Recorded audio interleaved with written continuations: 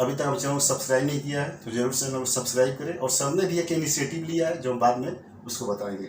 तो हम क्वेश्चन पर आएंगे। सर एक बार फिर से आपको हम बधाई देना चाहते हैं। सबसे पहले तो आप सभी को मेरा प्रणाम, और आपको भी कि आप यहाँ आए, और इसके लिए सबको थैंक यू कि आप सभी खुश हैं और अच्छा लग रहा है। मैं कमेंट्स पढ़ते रहता हूँ और मैंने देखा है कि बहुत सारे लोग बहुत खुश हैं, और खासकर मेरे जिला के लोग काफ़ी ज़्यादा। तो ये जो उत्साह है वही हम लोगों को यहाँ तक लाती है, और हम प्रयास कर रहे हैं कि आप लोगों के बीच और ज़्यादा जुड़े ताकि आपको कोई समस्या न हो जो मैंने झेला है। तो इसके लिए हम लोग कर रहे हैं, बाकी उसके लिए thank you sir. Okay sir, अब आते हैं कमेंट्स पे कि मतलब क्या क्या कमेंट्स रहा। पहला ही इल्जाम लगाया आप सुप्रिया पाठक ने। मुझे ये कमेंट पढ़ के तो बहुत हंसी आ रही थी कि लोगों को समझना चाहिए, लेकिन सबके अंदर एक डाउट होता है सर, तो डाउट को क्लियर करना बहुत जरूरी है। तो सुप्रिया पाठक उन्होंने ये कहा है कि 22 एज हाउ कोटा, फिर 4 साल तो इंजीनियरिंग में लग गए, 15 साल को हो गए होंगे आप। 12th पास आउट किया था क्या सर आपने जब 17 साल के थे उस समय?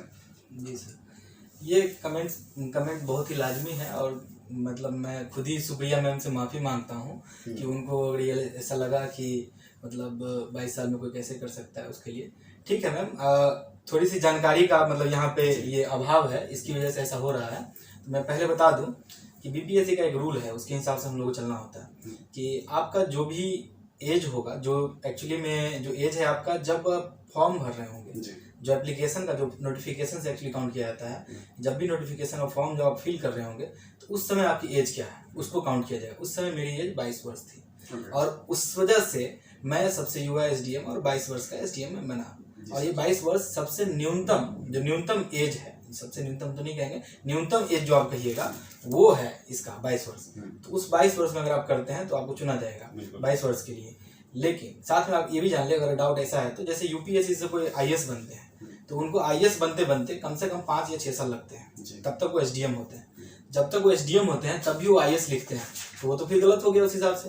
तो वहां पे भी आप आईएएस लिख सकते हैं क्योंकि आप आईएएस के लिए चुने गए हैं। वो आप डेपुटेशन फिर आपका कब आईएएस में बनाए या ना बनाए वो तो उनके सिस्टम का इशू है, वो आपका तो है नहीं। अब बीपीएससी ने एग्जाम लिया 2018 में और 21 में रिजल्ट दे रही है, अगर वो 25 में रिजल्ट देती तो उसके लिए मैं थोड़ी ना रिस्पॉन्सिबल हूँ, उनका तो काम था 1 ही साल में रिजल्ट देना। इस वजह से वो 22 में ही काउंट किया जाएगा। ऐसा रूल होता है। तो मुझे पूरा उम्मीद है कि सुप्रिया पाठक का जो मतलब एक था कि आखिर कैसे डाउट था वो आपने क्लियर कर दिया।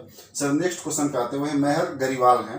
सर प्लीज ये बताइए कि एनसीईआरटी की बुक कौन सी ली जाए, कौन सी क्लास की ली जाए? जी सर, एनसीईआरटी के बारे में मैंने काफ़ी चर्चा की है, और बहुत सारे लोग एनसीईआरटी के बारे में मुझसे पूछ भी रहे हैं कि एनसीईआरटी की कौन सी किताब पढ़नी है नहीं पढ़नी। तो बहुत सारी किताबें हैं सर एनसीईआरटी की, आप 6 से 12 तक की किताबें होती हैं कि उसमें आपको लेनी है। जनरली आप 11-12 की किताबें पढ़ें, और 11-12 की जैसे इकोनॉमिक्स हो गई, पॉलिटी हो गई, वैसे ही आपको मैथ्स का तो नहीं कर सकते, मैथ्स का 9th-10th का पढ़ना होता है, उससे ज़्यादा नहीं।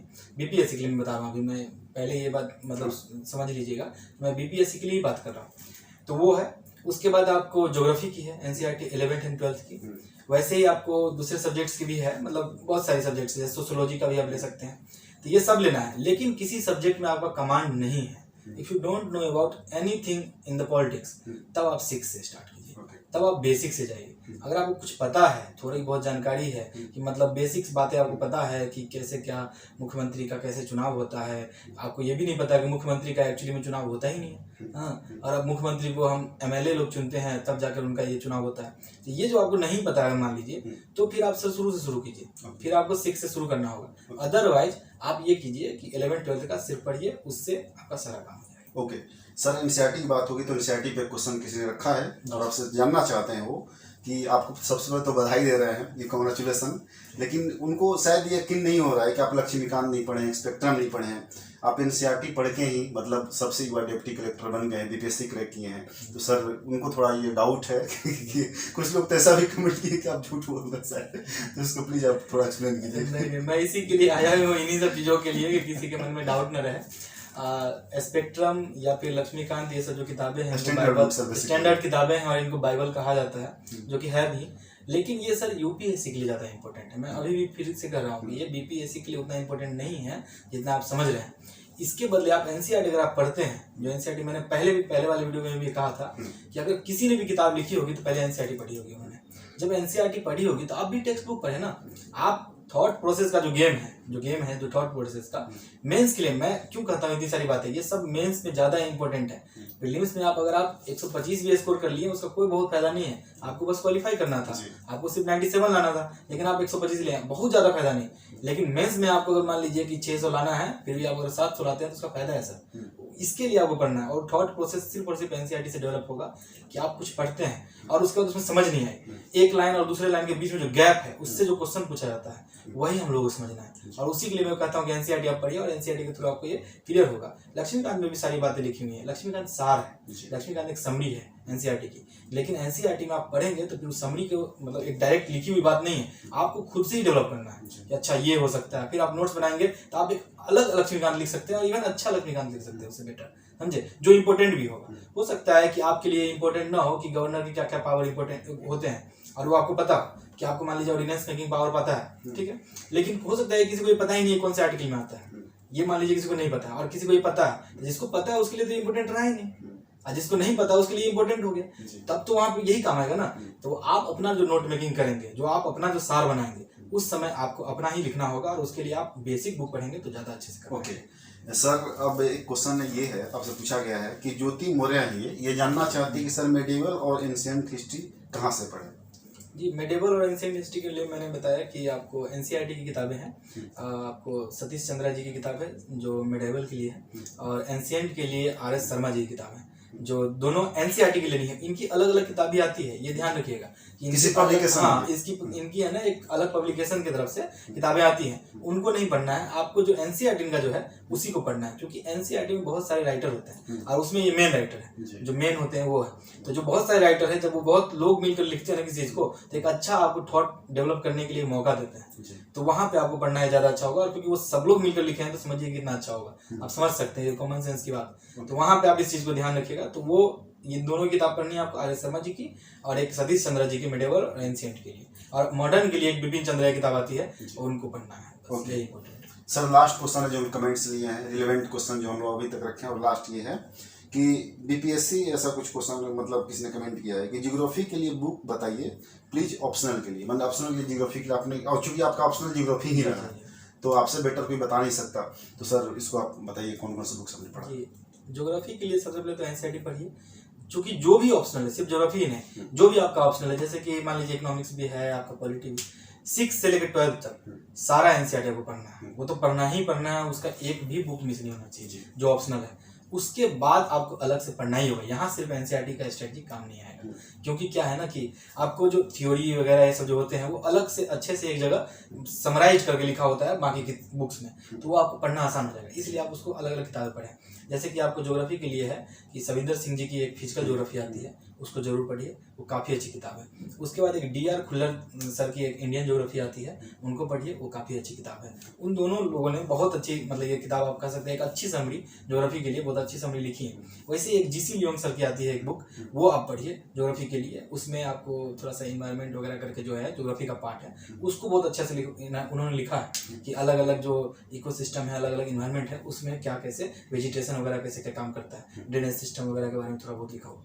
इस बुक को जरूर पढ़िए, ये 3 किताबें जरूर पढ़नी है। उसके बाद अगर आप थोड़ा सा और अच्छे हो जाते हैं ज्योग्राफी में, ये मतलब वो है कि एक स्टैंडर्ड सेट होने के बाद कि अच्छे हो जाते हैं, तो रूपा मेड सिंपल की 2-4 किताबें हैं, उसको आप ज्योग्राफी का सीधा जाएंगे मार्केट में, उनको बोलेंगे ज्योग्राफी की रूपा मेड सिंपल की 1-2 किताबें हैं जो दे दीजिए आप, फिजिकल की और इंडियन की दोनों की, तो वो आप खरीद सकते हैं। ओके सर, इतने सारे कमेंट हैं जो मुझे लगा रिलेवेंट है और इसने इतने सारे क्वेश्चन हमने पिक किया है। दोस्तों अब हम आएंगे 66 का जो मेंस होने वाला है 29 से, उस पर हम बातचीत करेंगे। उससे पहले मैं आपको बता दूं कि मुझे जान के बहुत खुशी हुई कि सर ने मुझे मैसेज किया कि आइए मतलब एक और वीडियो करते हैं, और मैं जब आया सर के यहाँ तो सर ने एक इनिशिएटिव लिया है कि सर ने अपना खुद का चैनल लॉन्च किया है, SDM नसीम निशांत। आप सर के चैनल पर जाइए, यहाँ से बेहतर वहाँ कंटेंट मिलेगा, क्योंकि हम तो सिर्फ इंटरव्यू करते हैं टॉपर्स का, जिन सर तो खुद प्रॉपरली मतलब उसको हैंडल करेंगे, अपना जो भी स्ट्रेटेजी है, जैसे पढ़ाई करनी है आपको वहाँ आपको जानने को मिलेगा। ठीक है, तो सर का बहुत बढ़िया इनिशिएटिव है, तो वहाँ पे आप जरूर जाएं।